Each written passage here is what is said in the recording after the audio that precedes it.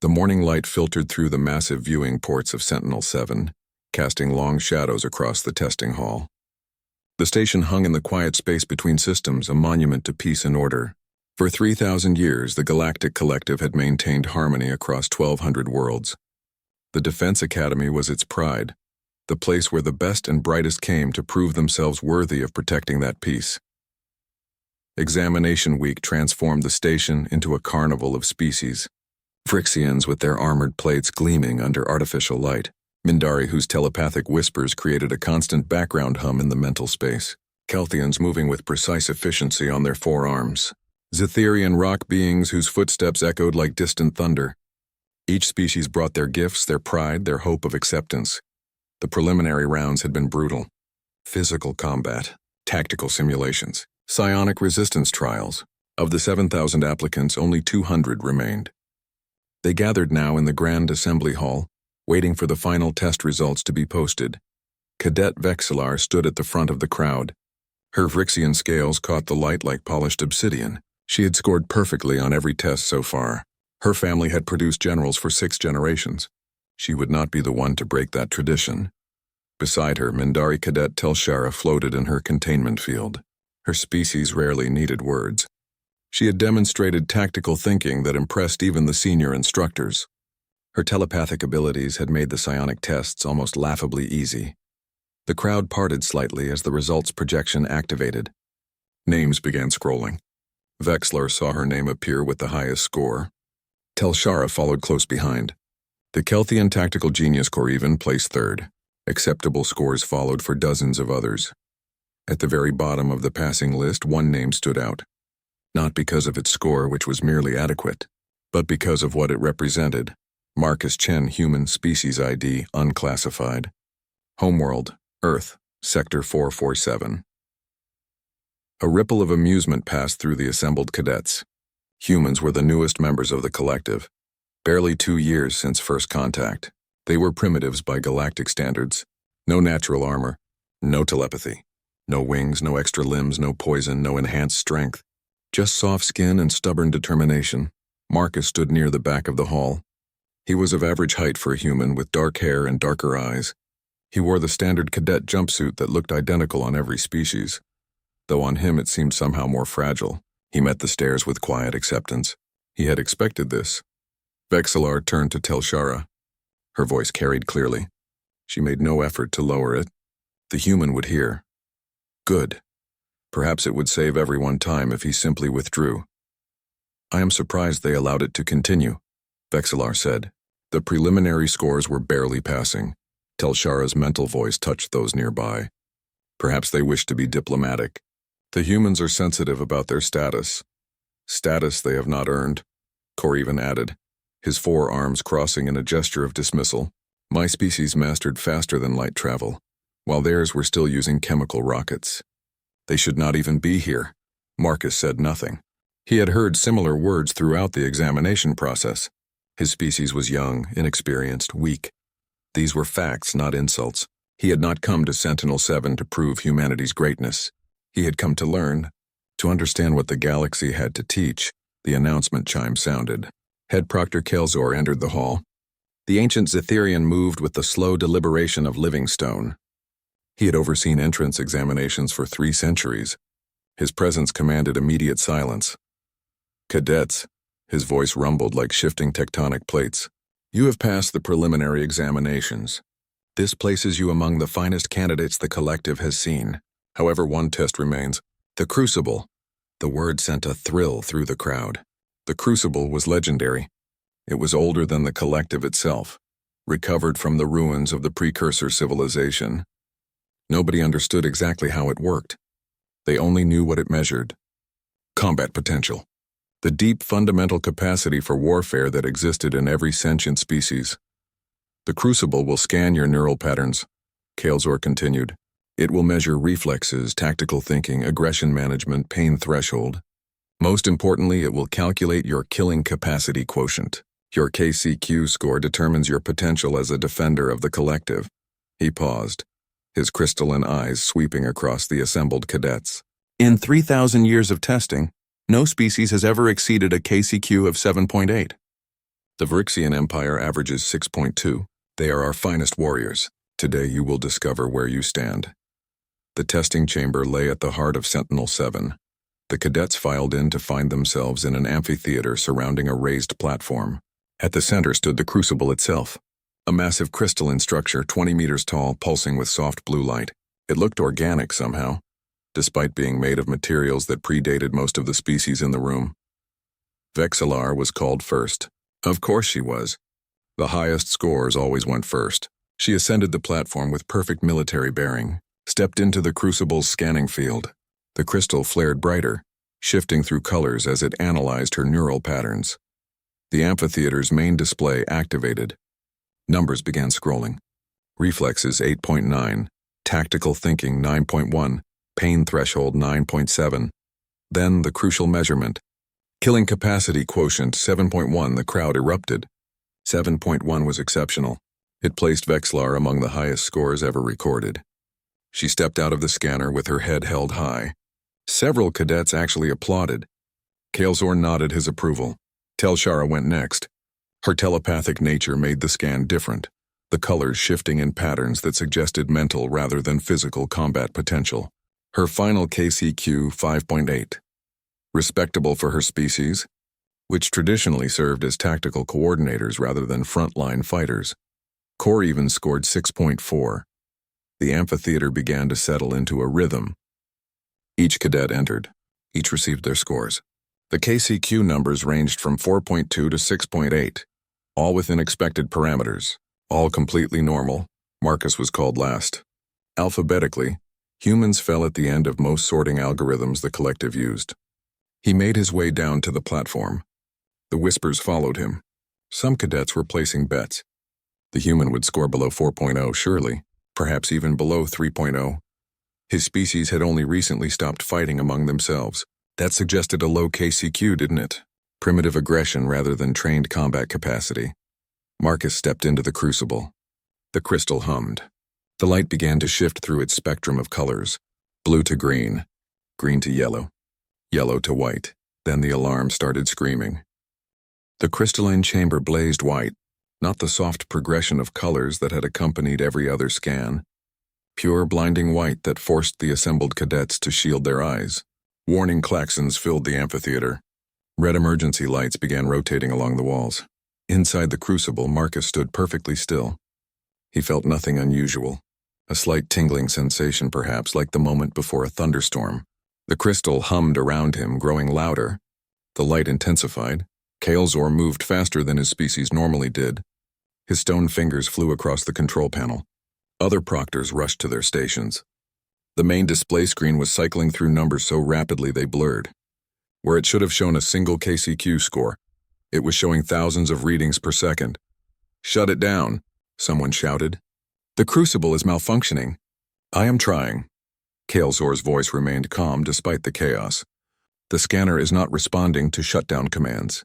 The numbers on the display continued their insane climb. 8.2, 9.7, 11.3, 15.6. Values that should not exist.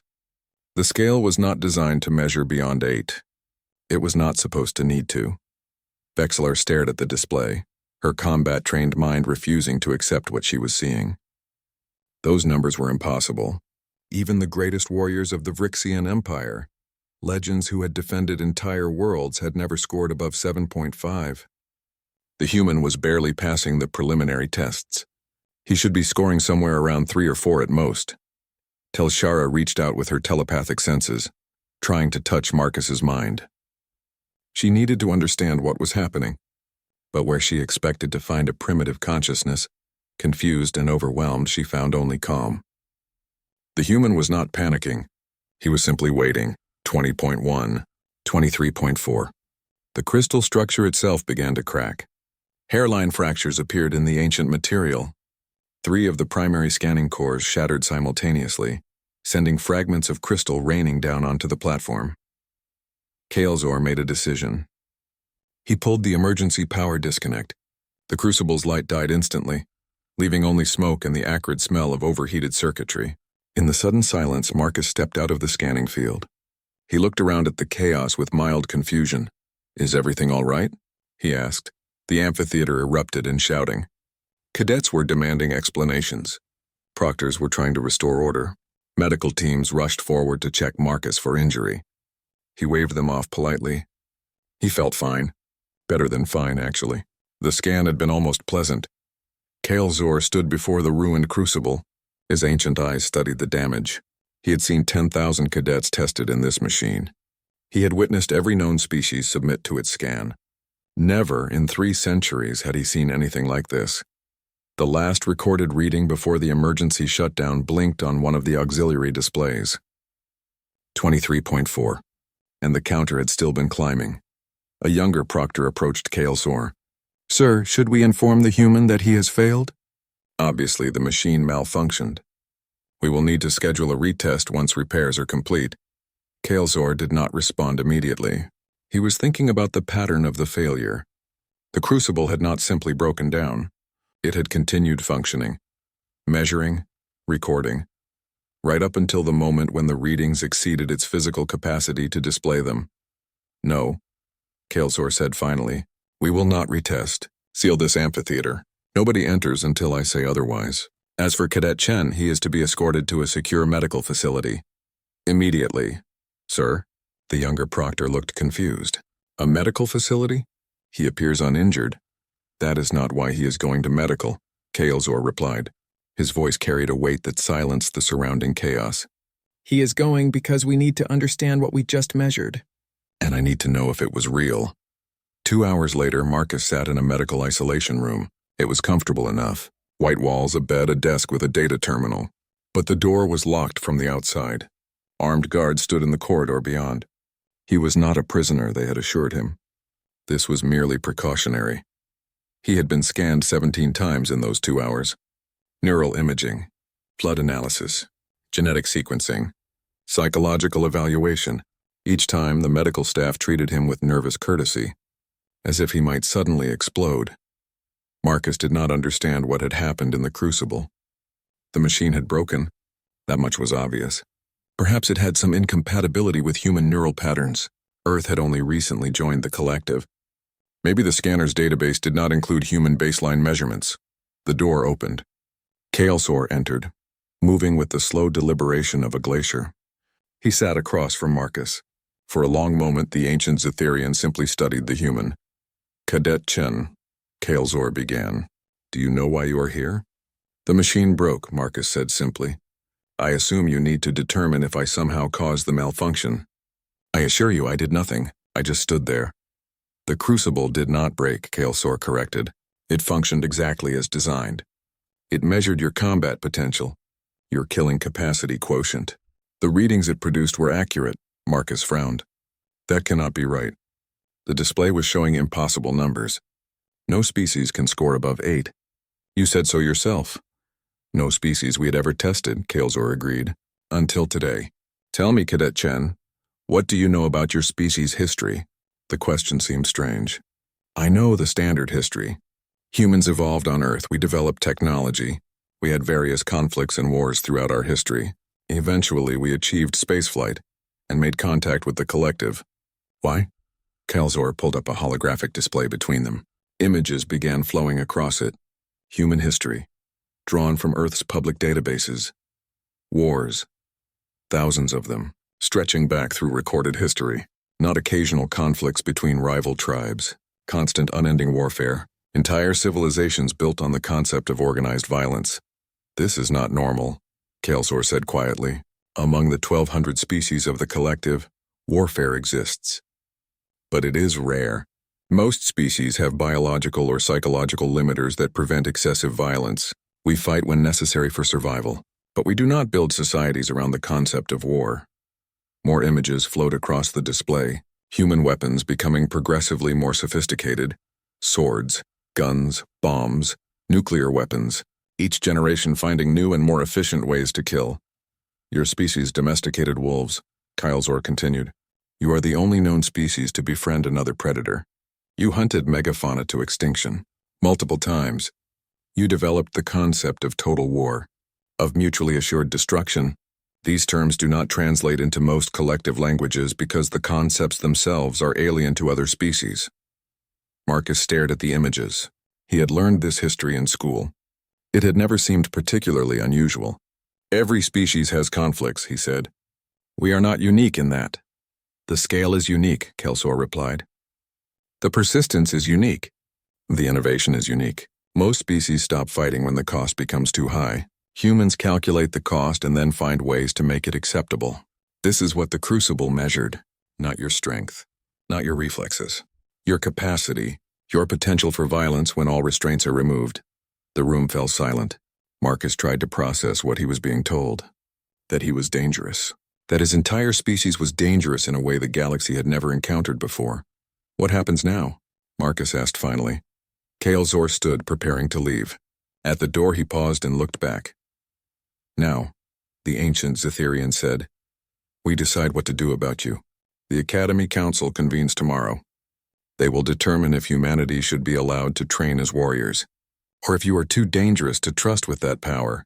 The door closed with a soft click.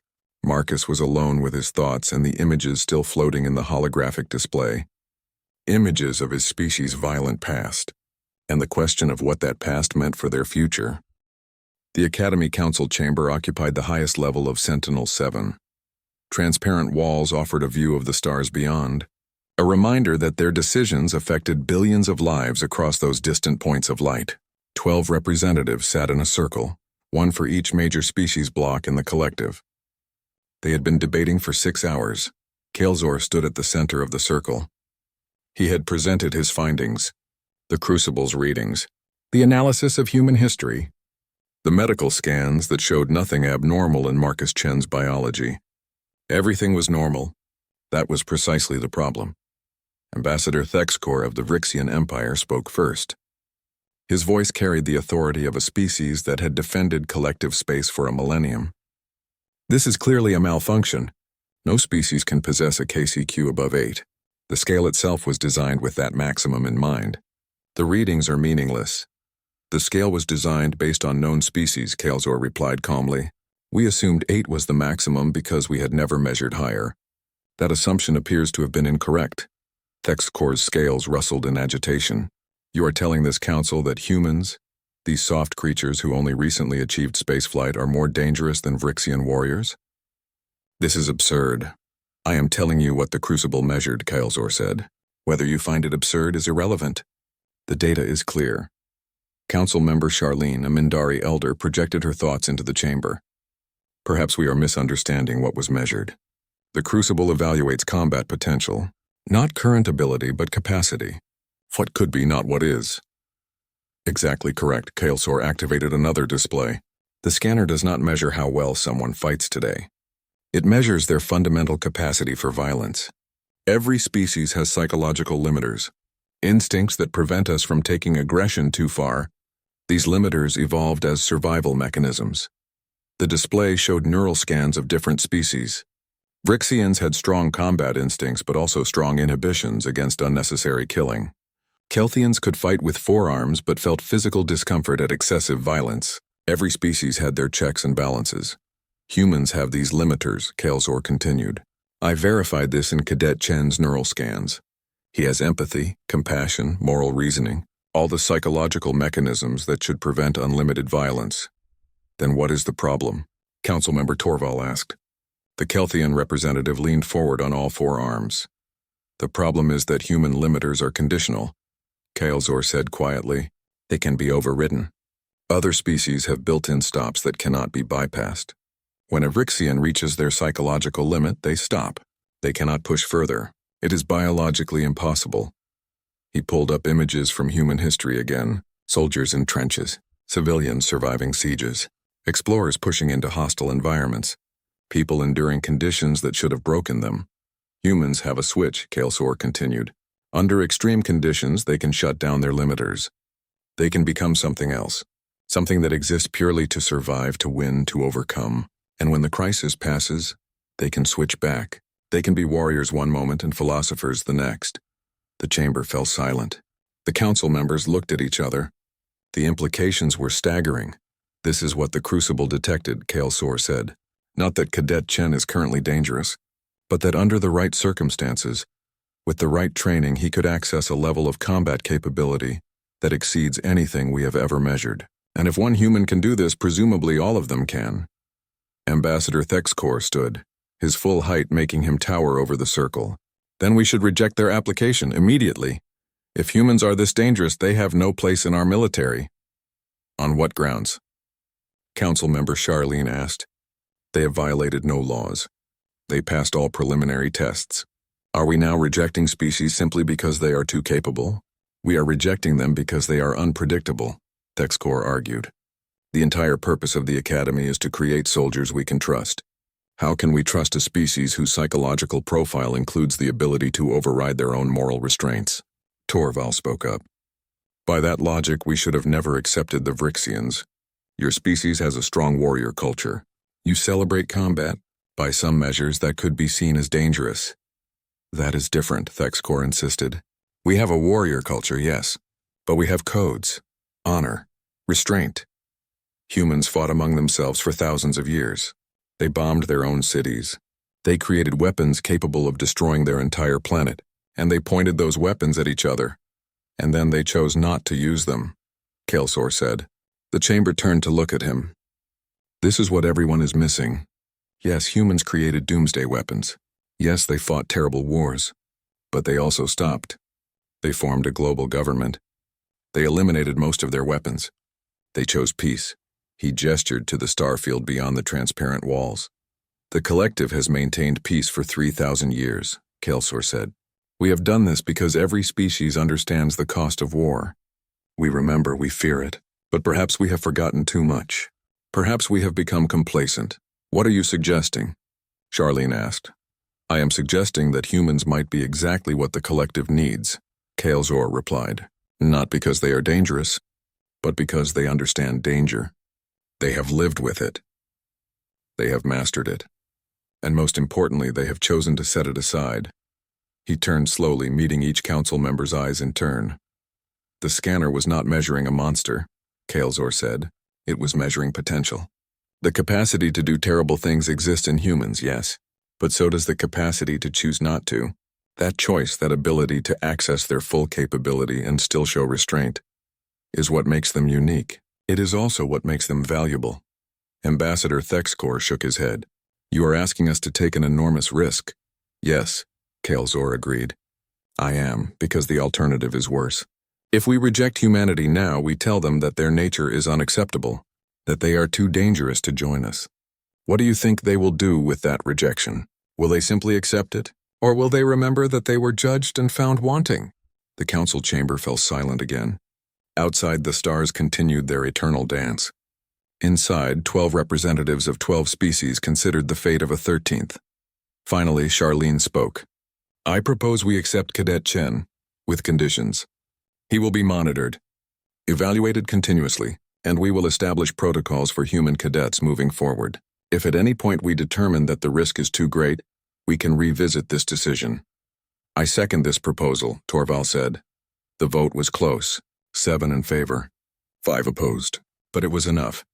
Marcus Chen would be accepted into the Defense Academy, the first human to do so, and the galaxy would discover what it meant to train a species that had spent thousands of years learning how to be dangerous, and then chosen to be something else. News of the Council's decision spread through Sentinel-7 like wildfire. Marcus Chen, the human who had broken the crucible, would be accepted into the Academy. The reaction was immediate and divided. Some cadets were curious. Many were skeptical. A few were openly hostile. Marcus returned to the General Cadet Quarters 2 days after the incident. He had been given a small private room, an unusual arrangement.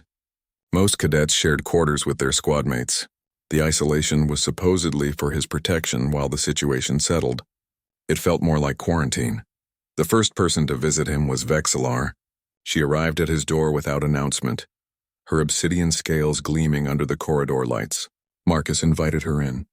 They sat across from each other in uncomfortable silence. Finally, Vexillar spoke. I owe you an apology. Marcus blinked in surprise. For what? For my words in the assembly hall? For my assumption that you were unworthy? For my pride? She met his eyes directly. I judged you based on what I thought I knew about your species. I was wrong. You were not entirely wrong, Marcus said quietly. Humans are young, inexperienced. We have much to learn from the collective. That has not changed. Perhaps, Vexillar acknowledged. But I have been reading about your world, your history. I wanted to understand what the crucible measured. What I found disturbed me. Marcus tensed. I imagine it did. Not for the reason you think, Vexillar said. Your wars disturb me, yes. But what disturbs me more is what you did after them. You built monuments to your enemies. You forgave.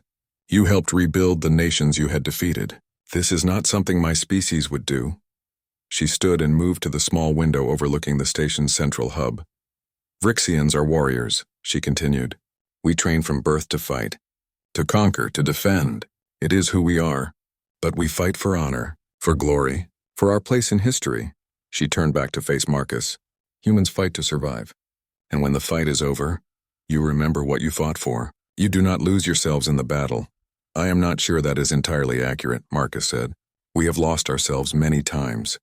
That is why our history is so violent. We forget. We make the same mistakes repeatedly. But you also remember, Vexillar replied. Eventually. That is the difference. The collective species never had to learn those lessons because we never went as far as you did. We stopped naturally. You had to choose to stop. That choice means something. Over the following days, more cadets came to Marcus's quarters. Some out of curiosity, some to challenge him. Telshara, the Mindari telepath, came with questions about human psychology. She wanted to understand how human minds could contain such contradictions, compassion and cruelty, love and hate, peace and war.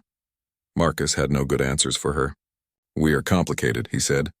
We feel everything intensely. Perhaps that is why we can be both gentle and terrible. Corrivan, the Kelthian, came with tactical questions. He wanted to know about human military strategy. Marcus pulled up historical battles on his data terminal. Thermopylae, Stalingrad, D-Day. Corrivan studied them with all four arms crossed in concentration. Your species accepts terrible losses, Corrivan observed. These battles, they resulted in massive casualties. Yet humans continued fighting. Why? Because surrender was worse, Marcus said simply. We fight hardest when we have no other choice. Corrivan considered this. Most species retreat when losses reach a certain threshold. Self-preservation overrides the objective. You are saying humans can override self-preservation? When necessary, yes, Marcus agreed. It is not that we do not value our lives, but we can choose something we value more, and then we can act on that choice even if it costs us everything. Not all the visits were friendly.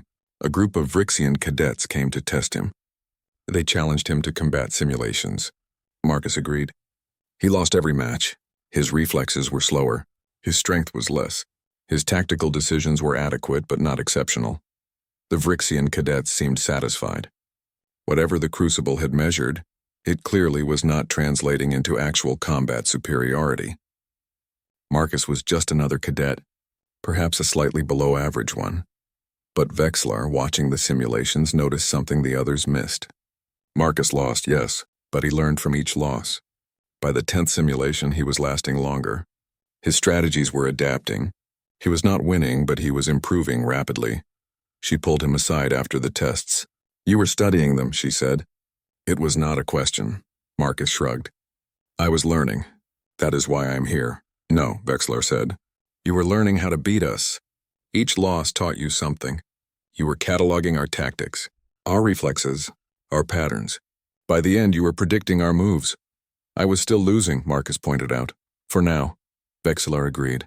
But in a real situation with time and experience, you would eventually win. Not because you are stronger or faster, but because you would never stop learning, never stop adapting. This is what the Crucible saw, I think. Not what you are now, but what you could become. A week after the incident, Kalsor summoned Marcus to his office. The ancient Zitherian sat behind a desk made from a single piece of crystallized carbon. His office walls displayed commendations and honors from 3 centuries of service. Cadet Chen, Kalsor began. You will be assigned to Squad Omega. It is an experimental unit. Next species. They handle special situations that require diverse skill sets. Special situations? Marcus asked. Problems that do not fit standard doctrine, Kalsor explained. Your presence will add another variable. Another perspective. The squad leader has been briefed on your situation. She is looking forward to meeting you. Marcus nodded. When do I start? Tomorrow, Kalsor said. Then he leaned forward slightly. Cadet Chen, I want you to understand something. The council voted to accept you, but not everyone agreed. You will face prejudice, suspicion, fear.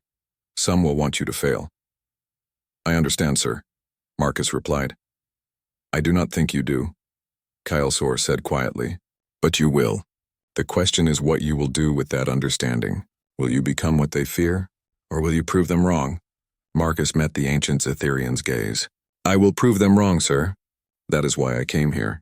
Not to show how dangerous humans can be, but to show what we can contribute when we choose to build instead of destroy. Kalsor studied him for a long moment. Then he nodded. I hope you are right, Cadet Chen. For all our sakes, I hope you are right. Marcus left the office and returned to his quarters. Tomorrow he would meet Squad Omega. Tomorrow he would begin his actual training. And tomorrow the galaxy would begin to learn what it meant to have humans as allies rather than unknowns. The test had been passed, but the real trial was only beginning. Squad Omega's training facility was located in a remote section of Sentinel 7. The corridor leading to it was older than most of the station, with walls that showed the marks of decades of use. Marcus followed the directions on his datapad, wondering what kind of squad required such isolation. He found his answer when he entered the training room. 6 beings waited for him, not the standard squad composition of a single species working together. Each member was from a different world. Each brought completely different abilities. A Vrixian warrior stood at attention, not Vexillar but someone similar in bearing. Her scales were marked with combat scars. A Mindari floated in his containment field, telepathic presence gentle but alert. A crystalline being whose species Marcus did not recognize. A massive creature that looked like mobile stone. And 2 others whose forms suggested aquatic and avian origins. At the center stood someone Marcus had not expected. A human woman probably in her 30s with close-cropped hair and eyes that assessed him instantly. She wore the insignia of a squad leader. Cadet Chen, she said, extending her hand in the traditional human greeting. I am Commander Sarah Reeves. Welcome to Squad Omega. Marcus shook her hand, unable to hide his surprise. I did not know there were other humans in the academy. There are not many, Reeves admitted. I have been here for 3 years. Came through a special military exchange program before the academy officially opened to Earth. You are the first human to go through the standard cadet process. She gestured to the rest of the squad. This is Squad Omega. We handle situations that require creative solutions, problems that standard doctrine cannot solve. Each member brings something unique. Let me introduce you. The introductions went quickly. Rexthor, the Vrixian, specialized in close combat. Mindari Telvin provided tactical coordination through telepathy. Crystalline Shardax could interface with computer systems. The stone being Tormass was nearly indestructible. The aquatic Veluri excelled in unusual environments. The avian Creech had enhanced sensory perception.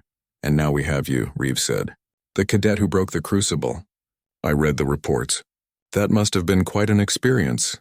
It was confusing, ma'am, Marcus replied honestly. I still do not fully understand what happened. Neither does anyone else, Reeves said. But Kalsor thinks you belong here, and I trust his judgment. So here is how this works. Squad Omega does not train like regular units. We get presented with problems, real situations that have stumped command. We figure out solutions. She activated a holographic display in the center of the room. This is our current assignment. A mining facility on the outer rim has stopped responding. Standard protocols say send a rescue team, but sensors show the facility intact. Life signs present. No distress calls. No signs of combat. They just stopped talking. Rexthor spoke up, his voice carrying military precision. Possible scenarios include system failure, hostile takeover, or voluntary isolation. Standard response would be overwhelming force to ensure security. That is exactly what Command wanted to do, Reeves said. But something feels wrong about it. The facility houses 300 workers. Mixed species, families. If we go in with weapons drawn and nothing is actually wrong, we create a diplomatic incident. But if something is wrong and we go in unprepared, people die. Telvin's mental voice touched the group. The collective standard response is based on probability.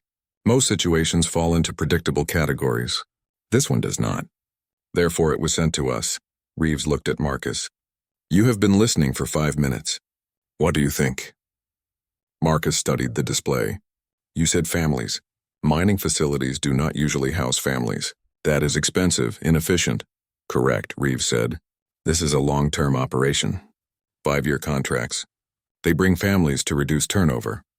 Then the life signs include children, Marcus said. If there was a hostile takeover, children would be hostages. But if it is a system failure, children would be panicking. Either scenario should produce some kind of signal, even if main communications are down.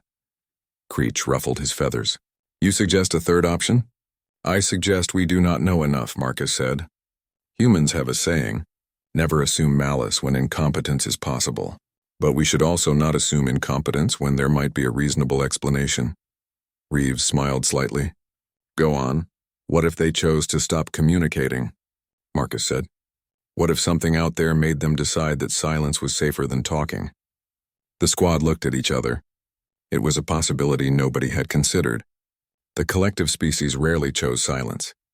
Communication was valued, expected, required. Shardax, the crystalline being, chimed in with a voice like wind through caves. If they chose silence, sending armed forces would be exactly the wrong response. We would confirm whatever fear drove them to hide. So how do we approach them? Valerie asked, her aquatic translator producing words through the liquid in her containment suit. Marcus thought for a moment. We send a small team. No weapons. We make ourselves vulnerable. We show them we are not a threat. And we offer help without demanding explanations. Rexthor shook his head. That is tactically foolish. If there is an actual threat, we would be helpless. Yes, Marcus agreed. But if there is no threat, we would be showing trust. And trust is something you cannot give halfway. Reeves studied Marcus with renewed interest. That is very human thinking. Most collective species calculate risk-reward ratios. They optimize for safety. But humans sometimes choose trust over safety. Because sometimes trust is the only way to solve a problem, Marcus said. If everyone always optimizes for safety, nobody ever takes the risk to build something better. Telvin's telepathic voice carried a note of approval. This is why humans scored so high on the crucible. Not because you are violent, but because you understand that sometimes the dangerous choice is the correct choice. You can calculate the risk and choose to take it anyway. Reeves made a decision. We will try Marcus's approach. Shardax, you will stay with the ship and monitor communications. The rest of us go in. No visible weapons. We present ourselves as concerned friends, not enforcers. The mission launched 6 hours later. Squad Omega's transport was smaller than a military vessel, less intimidating. They approached the mining facility broadcasting friendship and offering assistance. No demands. No threats. At first there was no response. The facility remained silent. Then slowly a communication channel opened. A frightened voice asked who they were. What they wanted, Reeves responded calmly. They were from the academy. They had noticed the silence. They were worried. Was everyone okay? Did they need help? The story emerged slowly. A nearby system had been raided by pirates. Not military action, not official conflict, just criminals looking for easy targets. The mining facility had heard the distress calls. They had seen the ships passing through their sector. They had made a choice, go silent. Make themselves invisible. Pray the pirates moved on. They had been terrified that any signal would draw attention. That calling for help would bring the pirates down on them. So they had hidden, and when official channels started inquiring, they were afraid that response would give away their location. Squad Omega brought them out. Slowly, carefully, proving they were safe. The pirates had moved on days ago. Help was available. They were not alone. On the return trip, Rexthor approached Marcus. You were correct, the Vrixian said. Your approach worked. If we had come in armed, they might have stayed hidden. Or panicked. Hey, there would have been worse. It was just a guess, Marcus admitted. No, Rexthor said. It was understanding. You understood fear. You understood what people do when they are afraid. This is another thing the Crucible measured, I think. Not just capacity for violence, but capacity to understand it, to predict it, to account for it. Reeves called Marcus to her cabin later that evening. You did well today, she said. Better than well. You thought like a soldier but acted like a diplomat. That is exactly what Squad Omega needs. Thank you, ma'am, Marcus replied. The collective is learning something important, Reeves continued. For 3,000 years they have maintained peace through strength and deterrence. Every species knows the cost of war, so nobody starts wars. It works. But it also means they have forgotten some things. What things? Marcus asked. That sometimes you have to take risks to help people. That safety is not the same as security. That trust, even when dangerous, can be the strongest defense.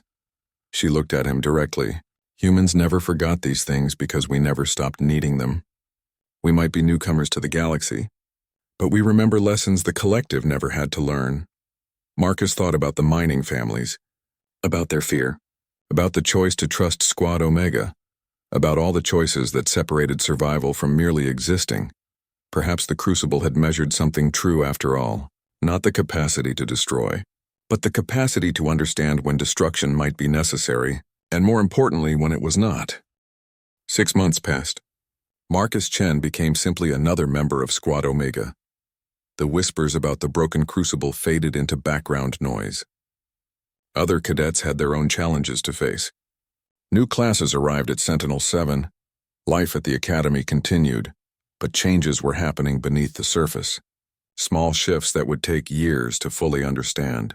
The collective was adapting to the presence of humans, and humans were learning what it meant to be part of something larger than their single world. Squad Omega completed 17 missions during those months.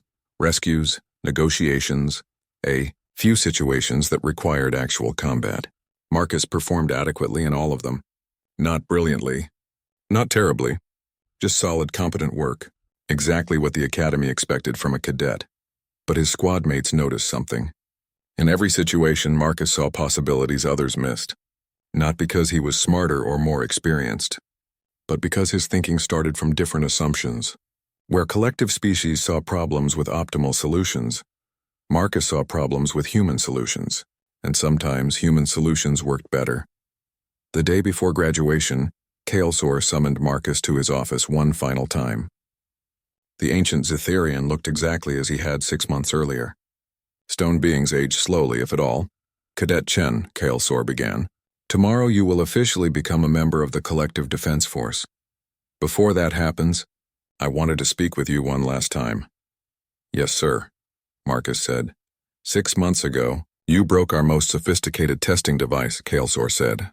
The readings it produced before shutdown suggested you possessed combat potential beyond anything we had measured in 3,000 years. Do you remember? I remember, sir, though I still do not fully understand what happened. Kaelsor stood and moved to the window. Outside, the stars turned in their eternal dance. I have spent 6 months studying that question, Kaelsor said. I have reviewed every human military engagement in your recorded history.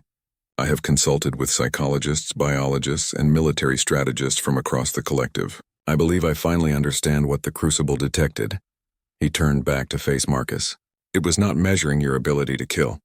Any predator can kill. It was measuring your ability to choose, to decide consciously and deliberately what level of force is necessary, and to access that level while maintaining your judgment. Marcus frowned. I am not sure I understand the distinction, sir. Most species have biological limiters, Kaelsor explained.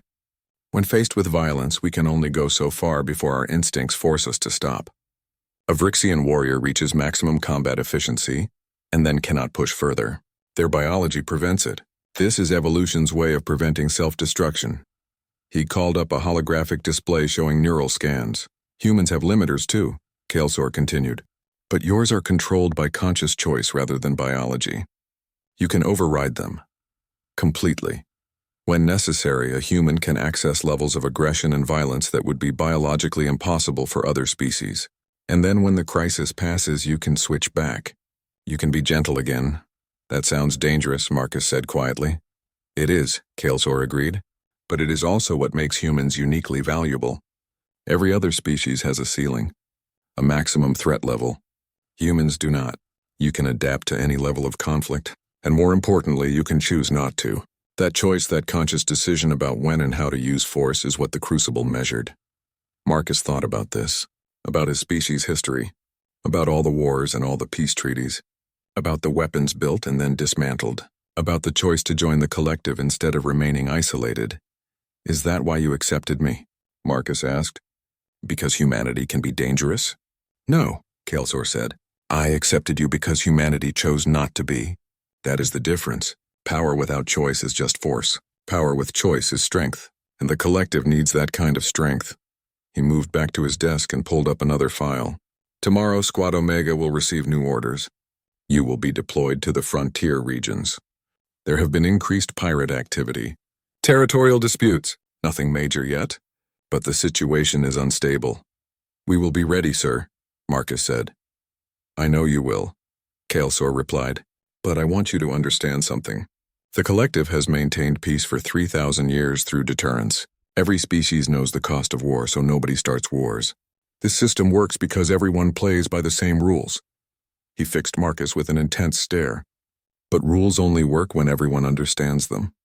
There may come a time when you encounter someone who does not, someone who sees the collective's restraint as weakness. When that day comes, humanity's unique capacity may be exactly what we need. You mean our ability to be dangerous? Marcus said. I mean your ability to match any level of threat and then choose to step back, Kaelsor corrected. That is the gift humanity brings to the collective. Not violence, but the understanding that sometimes the threat of violence is what preserves peace. The conversation ended shortly after. Marcus returned to his quarters to prepare for graduation. But Kaelsor's words stayed with him. Graduation took place in the Grand Assembly Hall where Marcus had first seen his test results 6 months earlier. The hall was filled with cadets, instructors, and dignitaries from across the collective. Marcus stood with Squad Omega, wearing the uniform of a fully qualified Defense Force member. Vexillar had graduated at the top of her class, as expected. She would be leading her own squad, following in her family's tradition of military excellence. She caught Marcus's eye during the ceremony and nodded. A gesture of respect between warriors. Telshara floated nearby, her telepathic presence warm with congratulations. Corrivan stood tall on his forearms, ready to begin his service. All the cadets who had watched Marcus break the crucible were now his fellow soldiers. The fear and suspicion had not entirely disappeared, but it had been joined by something else. Understanding. After the ceremony, Marcus found himself standing alone on an observation deck. The stars spread out before him, countless worlds bound together by the collective's laws and mutual defense. Somewhere out there, other humans were looking at these same stars, wondering what their place in the galaxy would be. Commander Reeves joined him. Thinking about home? She asked. Thinking about the future, Marcus replied. 6 months ago I came here hoping to learn, to prove that humans could contribute something to the collective. Now I am not sure what we are contributing. We are contributing perspective, Reeves said. The collective has spent 3,000 years avoiding conflict. They have become very good at it.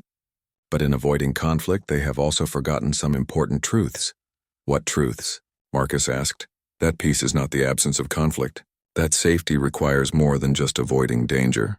That sometimes you have to be willing to fight to protect what matters. She looked out at the stars.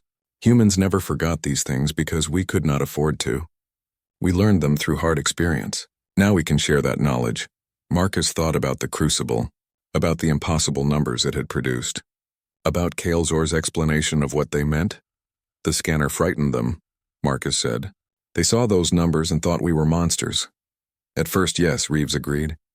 But now they are beginning to understand. Humans are not monsters. We are just a species that has lived close to the edge for a long time. We know what monsters look like. We know how to recognize them, how to fight them, and most importantly, how not to become them. She turned to face him directly. That scanner measured your capacity for violence, Marcus, but capacity is not destiny. Every human has the ability to be dangerous. What matters is what we choose to do with that ability. For 3,000 years, the collective has maintained peace because nobody wanted to pay the cost of war.